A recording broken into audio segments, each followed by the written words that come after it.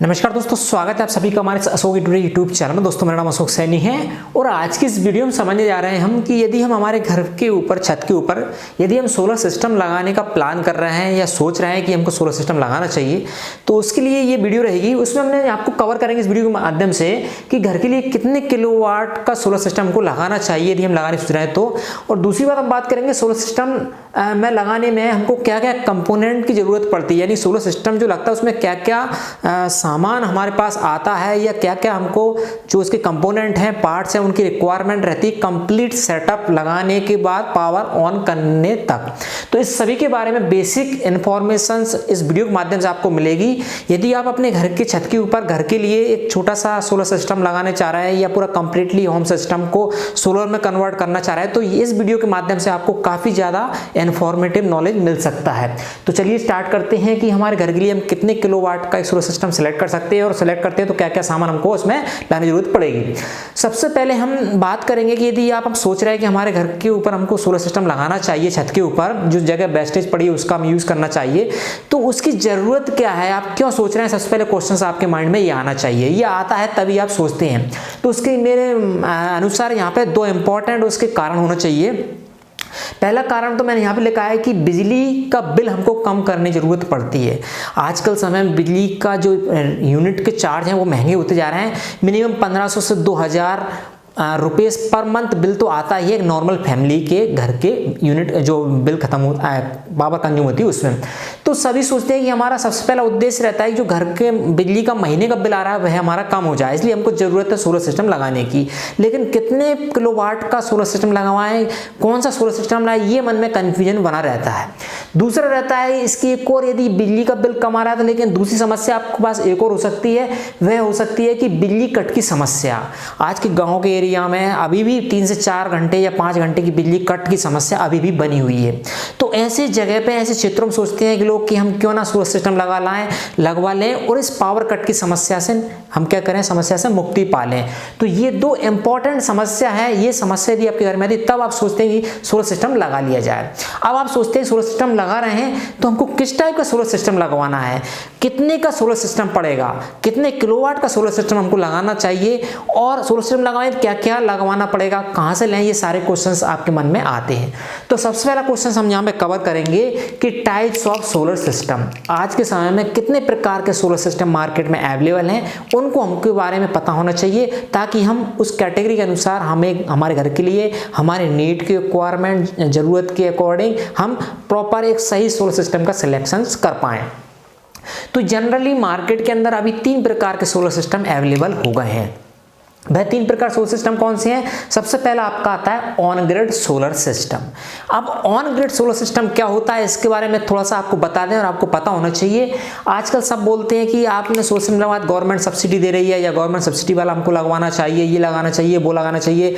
और मैंने भी मेरे घर में सोलर सिस्टम लगवाया 3 किलोवाट का ऑफ ग्रिड, लेकिन सब बोलते हैं आपने सब्सिडी क्यों नहीं ली या सब्सिडी वाला लगवाना चाहिए।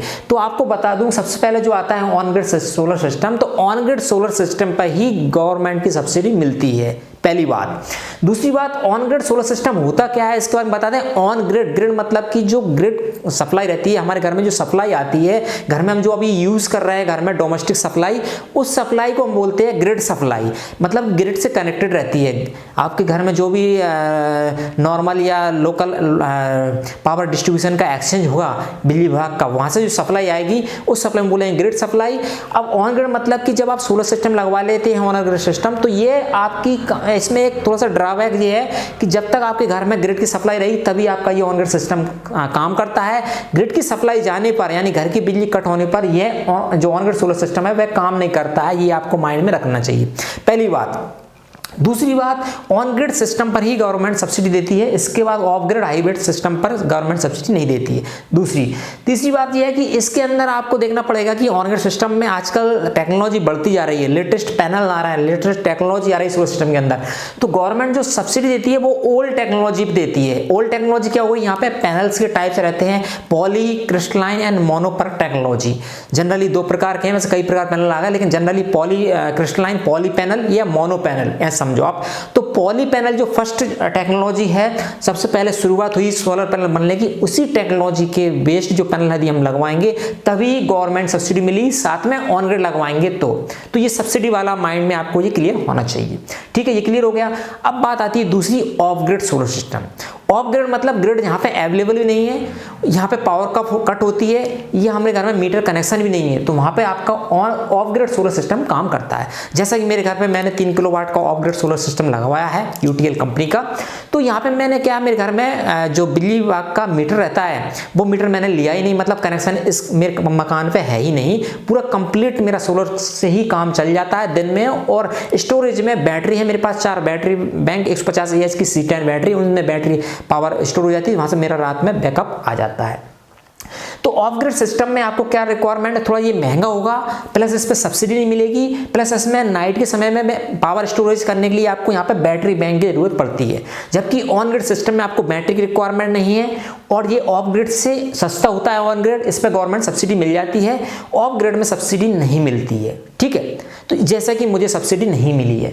दूसरी बात इसमें देख लें कि ऑफ ग्रिड में आप फ्री हैं आपके अकॉर्डिंग ही पैनल लगाने के लिए, आपके अकॉर्डिंग पैनल सिलेक्शंस करने के लिए आप मोनोपार्क, बाईफेशियल, लेटेस्ट टेक्नोलॉजी के पैनल लगा सकते हैं ऑफ ग्रिड के अंदर। ऑन ग्रिड में आप वो नहीं लगा पाएंगे। ठीक है, ये आपको दोनों यहाँ पे क्लियर होना चाहिए। और थर्ड कैटेगरी जो आती है वेस्ट कैटेगरी, वेस्ट वह कैटेगरी है hybrid solar system. Hybrid system क्या है सोलर सिस्टम, ये आपका on grid end of grid दोनों को कॉम्बिनेशन होता है। इसके अंदर आपको ग्रिड कनेक्टेड भी रहेगा और बैटरी स्टोरेज भी रहेगी। ठीक है, यानी कि यहाँ पे थोड़ा सा ये महंगा पड़ेगा, निश्चित ही हाइब्रिड है। तो इसका एडवांटेज हमको क्या होता है हाइब्रिड लगाने का, यदि हाइब्रिड सिस्टम लगाया हमने तो हमने मान लीजिए हमारे घर में 3 किलोवाट का या 5 किलोवाट का सोलर सिस्टम लगा लिया है और यदि दिन के समय में हमारी बिजली का यूज नहीं हो रहा है, चूंकि 3 किलोवाट है या 5 किलोवाट का, तो पावर जनरेशन तो कंटिन्यूस होगा। जब धूप मिलेगी, सनरेज मिलेगी हमको, तो एक्स्ट्रा पावर आएगी, वो हमारी बिजली विभाग में चली जाती है। नेट मीटरिंग यदि हम करवा लेते हैं तो यदि आप हाइब्रिड ले रहे हैं और ऑन ग्रिड है तो नेट मीटरिंग कराना बहुत ही जरूरी रहता है। उसका बेनिफिट हमारे लिए ही है, दिन में हम एक्स्ट्रा सप्लाई बिजली विभाग को दे देते हैं और नाइट में उस एक्स्ट्रा सप्लाई को हम वापस यूज कर लेते हैं। अब बोलेंगे आप कैसे देते हैं, कैसे लेते हैं, तो वो नीट मीटर जो रहता है पूरा इनकमिंग आउटगोइंग का स्टोरेज जो हिसाब किताब रखता रहता है। दिन में आपने जो भी यूनिट दी है उससे आपने कुछ नाइट यूज कर ली, तो महीने एंड में आपका इनकमिंग आउटगोइंग का बैलेंसिंग बनता है, वो ही आपको बिल पे करना पड़ता है। दूसरी बात, इसमें आप स्टोरेज भी रख सकते हैं और कहने का मतलब स्टोरेज बैटरी लगा सकते हैं, कहने का मतलब। तो ये हाइब्रिड सिस्टम ही सभी को आज समय में लगाना चाहिए। तो यहाँ पे पावर कट से भी बच जाएंगे आप, एक्स्ट्रा पावर आपकी जो बनती है ऑफ ग्रिड में वो वेस्टेज जाती है, वो भी आप एमपी भेज सकते हैं और स्टोरेज कर सकते हैं। तो 3 प्रकार के यहाँ पे सोलर सिस्टम हमको देखने को मिलते हैं। अब आपको ये डिसाइड करना पड़ता है कि हमको किस टाइप के सोलर सिस्टम में जाना है और हमारे किस सिस्टम से हमारे घर की रिक्वायरमेंट फुलफिल हो जाती है। ये आपको समझ में आएगा। अगला यहाँ पे आता है कि how to plan solar system. Solar system का आप प्लान कैसे करें। ठीक है, ये ऑफ ग्रिड हो गया, ऑन ग्रिड हो गया, हाइब्रिड सब समझ लिया आपने। अब आपको यहाँ पे देखना पड़ेगा कि आपके घर का अधिकतम लोड कितना है। ठीक है, मतलब कि फुल आपके जो होम अप्लायंस है, पूरे सारे होम इक्विपमेंट्स है, इलेक्ट्रिकल इक्विपमेंट्स है, वो सारे आप चलाने के बाद कितना आपके घर में लोड है, या आप सही से कैलकुलेट नहीं कर पाए तो उसके सीधा हिसाब है। आप देख लें महीने में आपका जो बिल आता है उसमें कितनी पावर यूनिट आप कंज्यूम करते हैं, कितनी यूनिट्स का बिल आता है, उसके अकॉर्डिंग आपको घर का लोड डिसाइड करना पड़ेगा। ठीक है, तो आपको लोड डिसाइड कर लिया। मान लीजिए आपके घर में यदि 250 से 300 यूनिट का आता है या 200 यूनिट का बिल आता है, तो डिवाइड बाई आप 30 कर दीजिए। 300 का यदि करेंगे हम, 300 यूनिट का यदि बिल आता है आपका, तो 300 यूनिट डिवाइड बाई 30 डेज यदि हम कर दें तो आपको लगभग 10 यूनिट पर डे आपकी यहाँ पे रिक्वायरमेंट है। और 10 यूनिट यानी कि आपको पर डे 10 यूनिट चाहिए। अब यहाँ पे डिपेंड करेगा आपको ऑन ग्रिड लगा रहे हैं या ऑफ ग्रिड लगा रहे हैं। ऑन ग्रिड लगा रहे हैं 10 यूनिट आपका बेस्ट है, यानी कि 2 किलोवाट में आपका काम हो जाएगा। ऑफ ग्रिड लगवा रहे हैं तो आपको नाइट में भी पावर चाहिए, क्योंकि हमारे पास कोई एक्स्ट्रा ग्रिड कनेक्टेड सिस्टम नहीं है। तो उस केस में आपको क्या करना पड़ेगा कि 10 की रिक्वायरमेंट है तो आपको 1.5 मल्टीप्लाई जो भी लोड है उससे कैपेसिटी का लगाना पड़ेगा। यानी कि आपके घर में लोड 1 किलोवाट का है तो लगभग 1.5 से 2000 वाट का, यानी कि 1.5 से 2 किलोवाट का सिस्टम लगाना पड़ेगा। 2 लोड है आपका तो आपका 3 से 4 किलोवाट कैपेसिटी का सोलर सिस्टम लगाना पड़ेगा। कारण क्या है कि हमको दिन में हमारा घर का लोड भी चलाना है, प्लस आपको बैटरी बैंक भी चार्ज करना है ताकि नाइट में हमको बैकअप मिल जाए। दूसरी बात इसमें एक और ध्यान रखना पड़ेगा कि कई जगह कंफ्यूजन होता है कि सर मेरे घर में 2 किलोवाट का, तो क्या 2 किलोवाट का ही पैनल लगाना जरूरी है? ऐसा नहीं, 2 किलोवाट का पूरे घर में लोड है तो ऐसा कभी नहीं होता कि दिन भर आपका या रात भर पूरा 2 किलोवाट का घर पर लोड रहे। निश्चित ही है आपका 25% लोड घर का चलता है फुल कैपेसिटी का। मान लीजिए किसी घर में यदि 1 किलोवाट का लोड के सिस्टम लगा हुआ तो मुश्किल से 200 से 250 किलोवाट चलता है। अभी मेरे घर में यहाँ पे जो अधिकतम कैपेसिटी जो मेरी चलती है मैंने देखी 500 से 600 वाट का लोड रनिंग रहता है मेरा, जबकि मैंने सोलर सिस्टम लगवाया 3 किलोवाट का। तो अधिक किलोवाट का लगाने हमको फायदा है, हमारा सोलर इन्वर्टर पे लोड नहीं पड़ेगा, पैनल पे लोड नहीं पड़ेगा, प्लस हमको बैकअप भी अच्छा मिलेगा, बैटरी स्टोरेज होगी और हमको कोई दिक्कत नहीं आएगी, लॉन्ग लाइफ हमारा सिस्टम चलेगा। तो आपको सिलेक्शन यहाँ पे करना है, जितनी कैपेसिटी उसका आप 1.5 गुना 2 गुना कैपेसिटी का सोलर सिस्टम प्लान कर सकते हैं। क्लियर। अब बात आती है बैटरी सिलेक्शंस की। तो बैटरी सिलेक्शंस की जैसे मान लीजिए आपके नाइट में यदि 3 से 4 यूनिट खत्म कर रहे हैं, आप खपत कर रहे हैं, ठीक है, तो उस हिसाब से आपको बैटरी स्टोरेज चाहिए। ठीक है, जनरली आपका 2 से 3 किलोवाट का यदि सोलर सिस्टम लगवाएंगे आप, तो वहां पे आपको 4 बैटरी लगती है, 150 AH की C10 बैटरी आपको लगवाना पड़ेगी। 150 AH की C10 बैटरी आपको इसमें लगवाना पड़ेगी। C10 क्या है, ये कैटेगरी रहती है बैटरी चार्जिंग का, यानी कि 10 घंटे में बैटरी चार्ज होती है, 150 AH ampere hour battery capacity हुई। ठीक है, इसमें एक चीज और बता दें हम आपको कि जैसे आप प्लान कर रहे हैं कितने किलोवाट का हम सोलर सिस्टम लगवाएं, तो उसके लिए आपको यहाँ पे पूरा आपका देखना पड़ेगा कि आपकी जो है घर की नाइट और डे में कितना लोड चल रहा है, वो भी आपको देखना पड़ेगा। नाइट में क्या लोड कुछ भी नहीं है, ये ज्यादा है क्या है, वो पूरा देखना पड़ेगा। उसके अकॉर्डिंग आपको बैटरी का सिलेक्शन करना पड़ेगा। ठीक है, अब बैटरी सिलेक्शन मान लीजिए 4 बैटरी लगा ली आपने, 4 बैटरी लगा ली, मतलब कि 4 बैटरी, और यहाँ पे 3 किलोवाट का यदि हमने प्लान किया सोलर सिस्टम लगाने का, तो उसके अकॉर्डिंग हमको प्लान भी सिलेक्ट करना पड़ेगी। बैटरी कैपेसिटी का लगभग 4 से 5 गुनी कैपेसिटी का हमको पैनल लगाने की जरूरत पड़ती है, ताकि हमारी बैटरी चल जाए, घर का लोड भी चल जाए। जैसे मान लीजिए 150 AH की बैटरी है, तो इसमें 5 का यदि हम गुणा कर दें तो आपका लगभग यहाँ पे बन जाएगा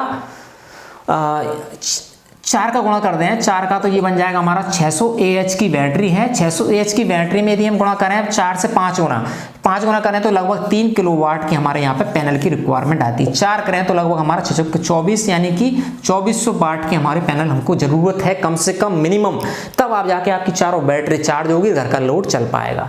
तो ये बैटरी का सिलेक्शन कर लेना हमको।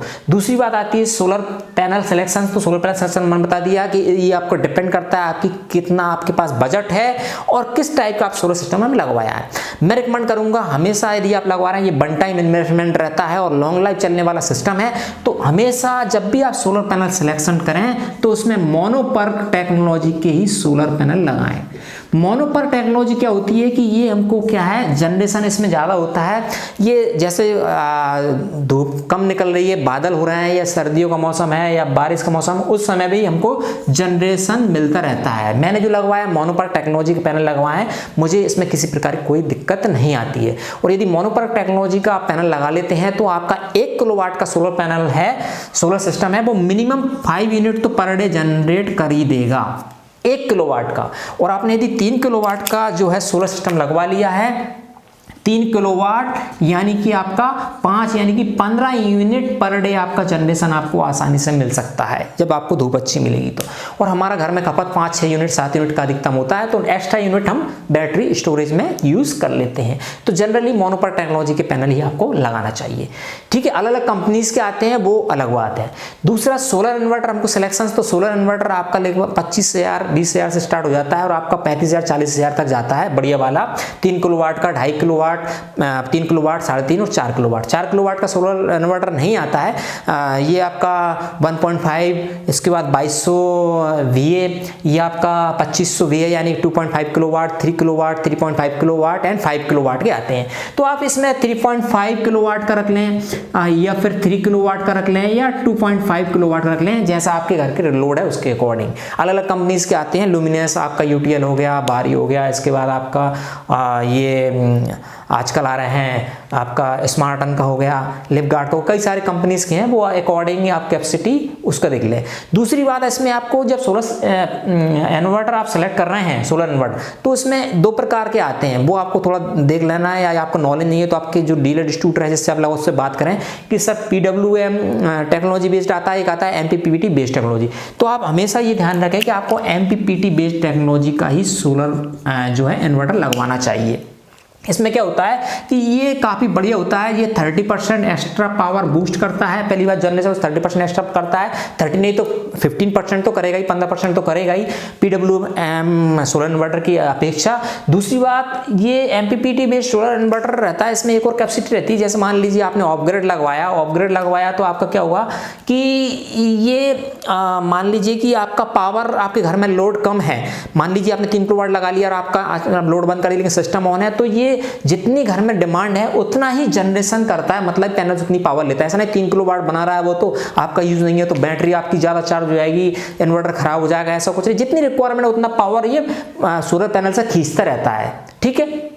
तो इसकी सबसे बढ़िया फीचर मुझे ये लगता है, ठीक है, ये चीज। दूसरी बात सोलर पैनल स्ट्रक्चर आता है तो ये आप खुद अपने लोकल जो फैब्रिकेटर रहता है, बेल्डर रहता है, बेल्डिंग वाला रहता है, उससे आप बनवा सकते हैं आसानी से, या आप डायरेक्ट कंपनी से ले सकते हैं। कंपनी लोगे थोड़ा महंगा पड़ेगा, लेकिन मैंने जो लोकली बनवाया था तो आप आसानी से बहुत ही कम पैसों में इसको अपने अकॉर्डिंग बनवा सकते हैं। तो इस तरीके से पूरा प्लान करेंगे तो आपका घर में सोलर पैनल जो लग रहा है, सोलर सिस्टम लग रहा है, वो आपके अकॉर्डिंग लगेगा, आपके अकॉर्डिंग डिजाइन होगा और लॉन्ग लाइफ चलेगा। क्योंकि ये वन टाइम इन्वेस्टमेंट रहता है, इसमें किसी प्रकार कॉम्प्रोमाइज नहीं करना चाहिए, मैं तो बोलूंगा। सस्ते चक्कर में कोई लोकल कंपनी का या ओल्ड वर्जन का कोई सिस्टम नहीं लगाना चाहिए ताकि हमको दिक्कत आए, क्योंकि हम वन टाइम इन्वेस्टमेंट कर रहे हैं, प्लस हम चाहते हैं कि हमारे घर का बिजली का बिल सपा जीरो हो जाए, मतलब आए नहीं। जैसे कि मेरे घर में बिल आता ही नहीं, जब से मैंने सोलर सिस्टम लगवाया तब से MPP का जो मेरे बिजली विभाग का मीटर भी मैंने डिस्कनेक्ट कर दिया, प्लस बिल जीरो है मेरे इस घर का। 24 आवर मेरे सोलर सिस्टम से ही लाइट चलती रहती है।